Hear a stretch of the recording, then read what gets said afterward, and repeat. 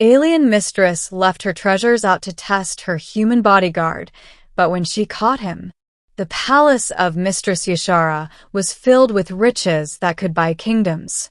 Gems that pulsed with alien light, blades forged from metals no human could name, and urns of liquid that could heal or kill depending on the touch.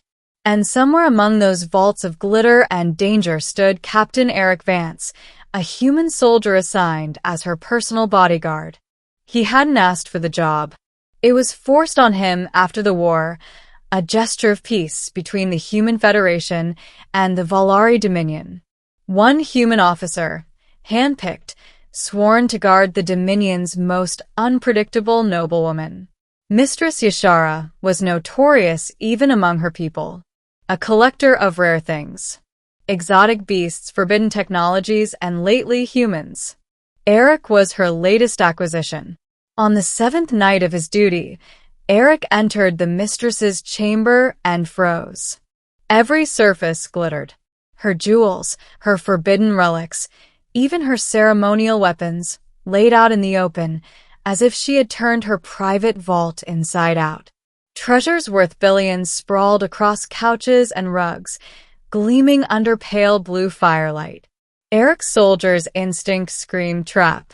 Nobody in their right mind left wealth like this unguarded. Behind him, the chamber doors sealed with a hiss. He heard her voice, smooth and languid, drifting like smoke. "Do humans steal when given the chance, Captain?" Yashara emerged from the shadows, draped in a gown woven from shimmering scales that shifted colors with her movement. Her golden eyes fixed on him, unblinking. Eric stood rigid, hands at his sides. "If you're testing me, Mistress, you'll be disappointed." Disappointed? Or amused? Her lips curved into something between a smile and a sneer. She walked barefoot across the rugs, trailing a clawed finger over a crystalline dagger.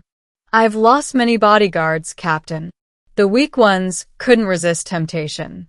I wonder which you are." Eric's jaw clenched. He'd faced death in the trenches, seen comrades fall. But this was a different battlefield. A silent one. "Then watch me closely," he said, voice tight. Hours passed.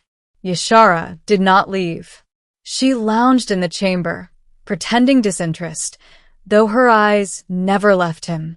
She watched as Eric paced the perimeter, scanned for hidden threats, and deliberately avoided touching a single jewel or relic. His throat burned with thirst, but the only water sat in a jeweled goblet on the table, clearly part of the test. He ignored it. At one point, a glittering orb rolled off the couch and landed at his feet. It pulsed faintly, humming with power. He did not bend to pick it up. Instead, he kicked it gently back toward the pile. That made her laugh, soft, dangerous, curious. "You resist well. But tell me, Captain, are you resisting for honor, or because you fear me?" He met her gaze. "Both, Mistress." By the 3rd day, fatigue set in. He hadn't eaten, hadn't slept. Yashara lingered constantly, eyes burning into him. On the 4th night, he faltered. His hand hovered a moment too long near a silver urn inscribed with moving symbols. He was only scanning it for traps, but when he looked up, her eyes glittered. "Caught you," she murmured, prowling closer. Eric stepped back. "I wasn't going to take it." "No." She circled him slowly, the scent of strange spices clinging to her. "Then why did your hand linger, human? Greed? Curiosity?" "Habit," he growled. "A soldier checks everything within reach. That's survival, not theft." She studied him, as if weighing his soul. Then she reached out, sharp-tipped nails grazing his jaw. "You interest me, Captain. Most men beg for my treasures. You flinch from them. Tell me, if I left myself unguarded, would you resist me too?" The question struck deeper than any jewel's temptation. He swallowed hard. "You're not my enemy, or my prize. You're my duty. Her laugh was low, rich, dangerous. Duty. How quaint. That night, he dreamed of battlefields. He woke to find her sitting cross-legged a breath away, watching him while he slept.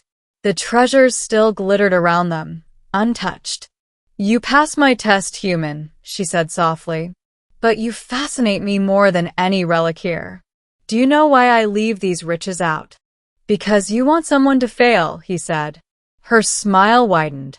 Because they mean nothing to me. I wanted to see if you meant nothing to yourself. He frowned.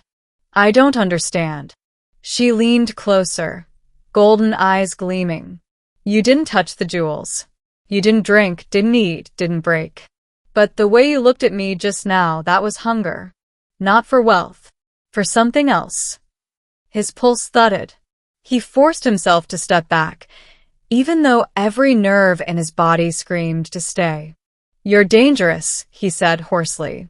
And you like it, she purred. The next morning, the treasures were gone. Vaulted away, locked tight. Only she remained. Your trial is complete, Captain, Yashara said, standing tall, every inch the alien mistress. You did not betray me. That makes you mine, not as a possession, but as something rarer. Eric straightened. A bodyguard. She tilted her head, eyes narrowing. No. A choice. The word echoed strangely between them, as if it carried weight far heavier than treasure. He didn't know yet what she meant, but he knew this. The test had ended, but the true game had just begun.